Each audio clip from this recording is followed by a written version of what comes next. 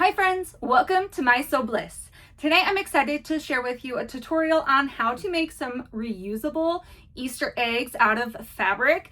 I just found these so cute. I loved that they are quilted and a little more stable because I use soft and stable. Didn't mean to say it like that, but there we are. And they're just really quick and easy to sew. I've already made 3 of them. I am considering making more because they are so easy.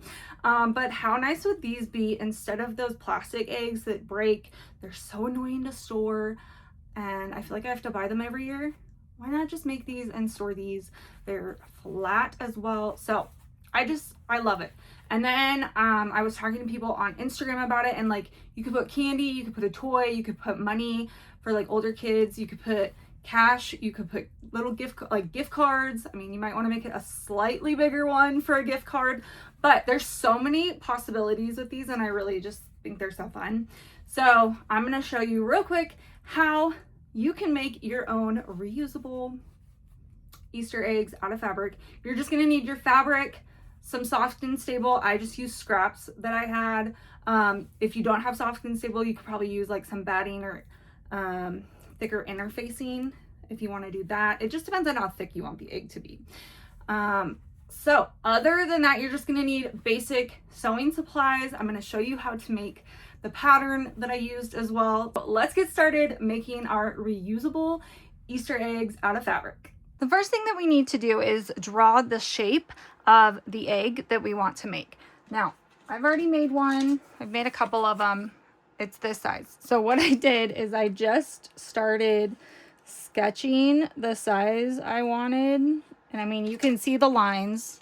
It took me a while to get there. An egg is typically a little fatter at the bottom, more narrow at the top. I didn't want it too big, but I also didn't want it too small. It'll make it a lot harder the smaller it gets. So keep that in mind. And then also keep in mind that you need a 1/4 inch seam allowance all the way around. So just kind of sketch it out, envision it. If you need to draw the egg without that 1/4 inch seam allowance, do that as well. So that'll give you an idea of the shape of it and the size once it's actually finished.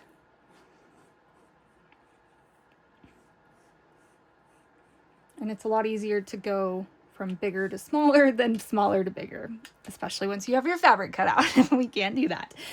So actually pretty similar to what I already drew. Just a lot more lines on here. So once you have that, we're going to cut that out, and then we're going to cut out 3 others that are exactly the same. So I just cut one.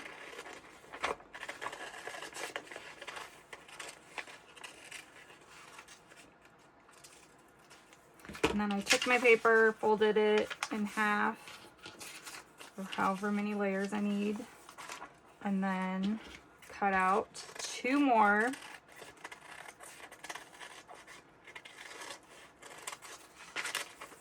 And this will make sense in a second why we're doing 3 of these.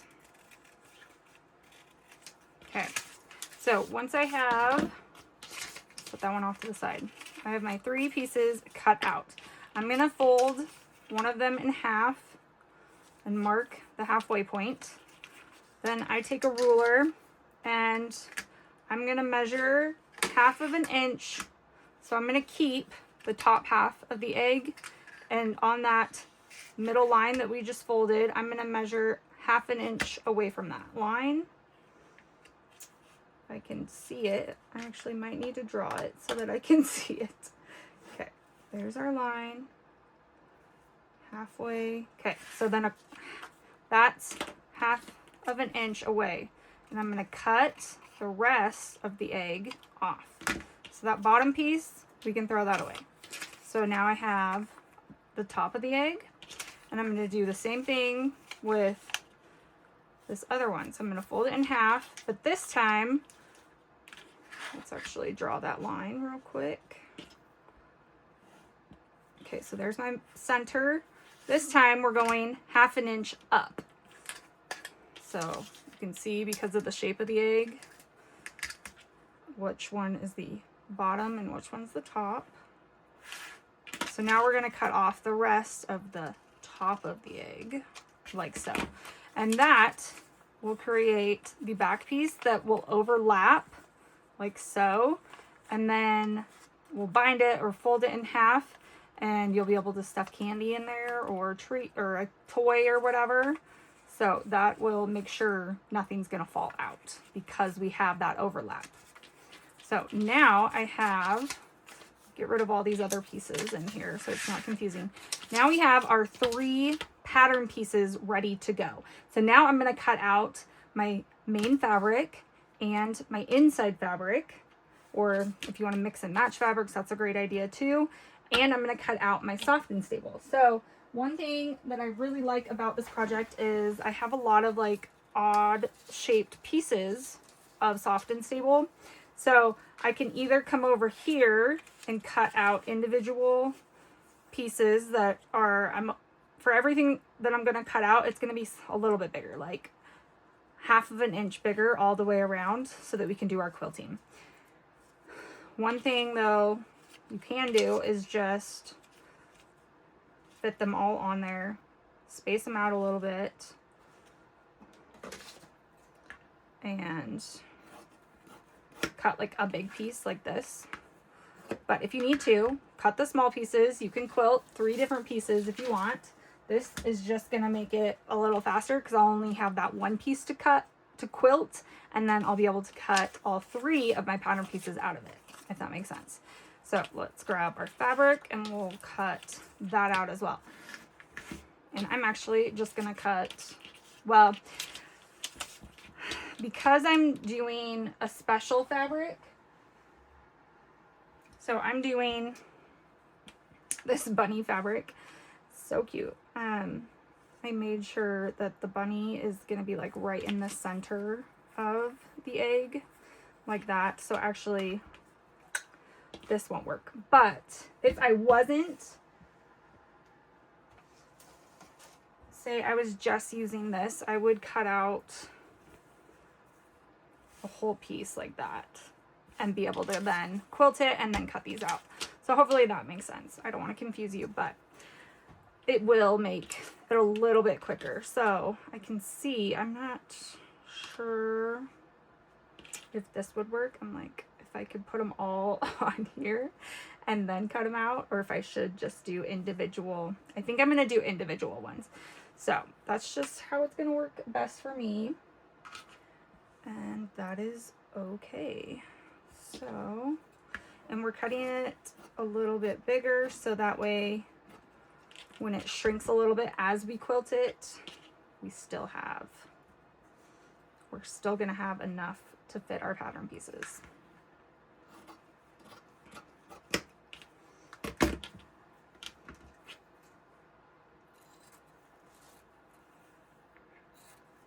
So now I'm going to make a sandwich with this is my main fabric.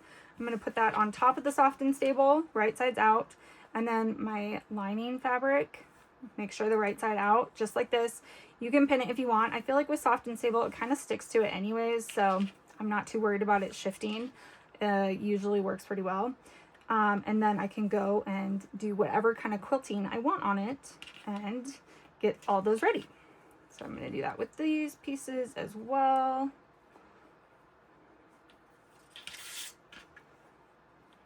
And I'll just make sure those are lined up. I could probably trim that a lot more than it is trimmed. Okay, so those are ready to be quilted now. So let's head over to the sewing machine. So this one I did a serpentine stitch, which is just really fun. My machine has a ton of different stitches, but I actually really like a crosshatch looking one. So I think I'm just going to do straight lines in 2 different directions and go from there. I just think it looks so classic and clean. So let's get our quilting going on this.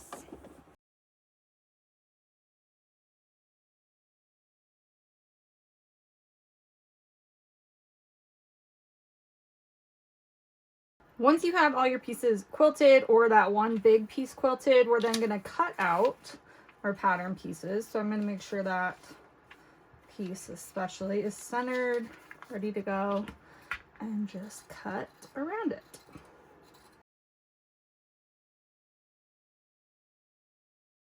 With those cut out, I'm now ready to finish off the edges, the straight edges of these pieces that are going to overlap. You can overlap the bottom like that, or the top like that. I kind of planned mine so that that picture is on top like that, so the bunny's on top. But one thing about this project, I'm going to use binding. I just have this really small double fold. I have no idea when I got it or what project I got it for, but the cream matches perfectly and it just looks really nice. So for my binding, I just start on the lining side and I open it up all the way. I'm going to stitch across here and then fold that over, and then I'll top stitch it down on the other side. And that just, like I said, gives us that clean binding, won't have any raw edges on that edge. So I'm going to get both of those bound.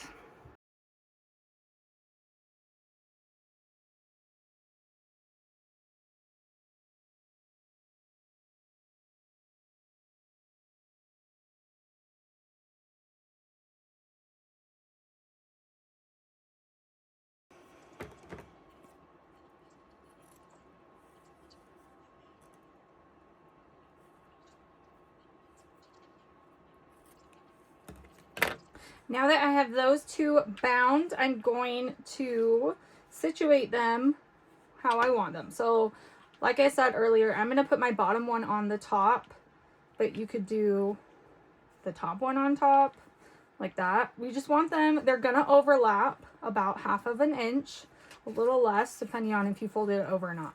But we're going to use our main pattern piece to line that up. So see how my fabric is bigger right now? So I need to overlap them a little bit more.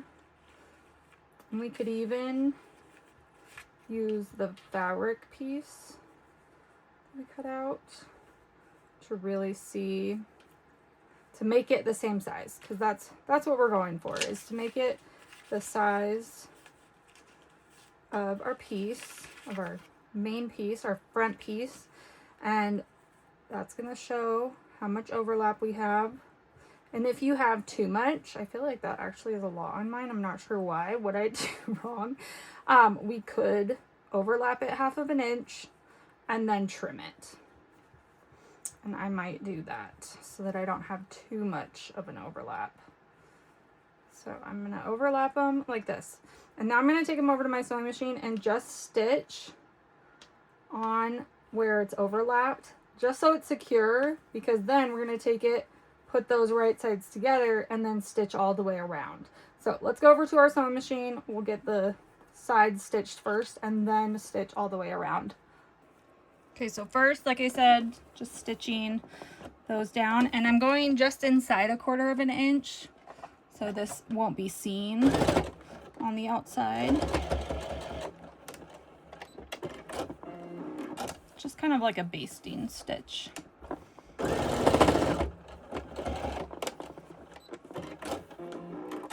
Okay, so now we have that one ready to go. We're going to place it right sides together. I did make it a little bit smaller, or a little bit bigger than my main one, but so I'm going to follow my main one and do a circle all the way around and back stitch at the beginning and the end.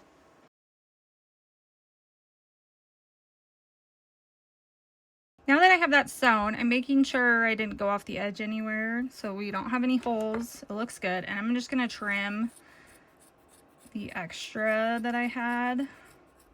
If you don't have extra, don't worry about trimming. I just want to reduce a little bit of the bulk in that seam and trim those threads, and then we can turn it right sides out.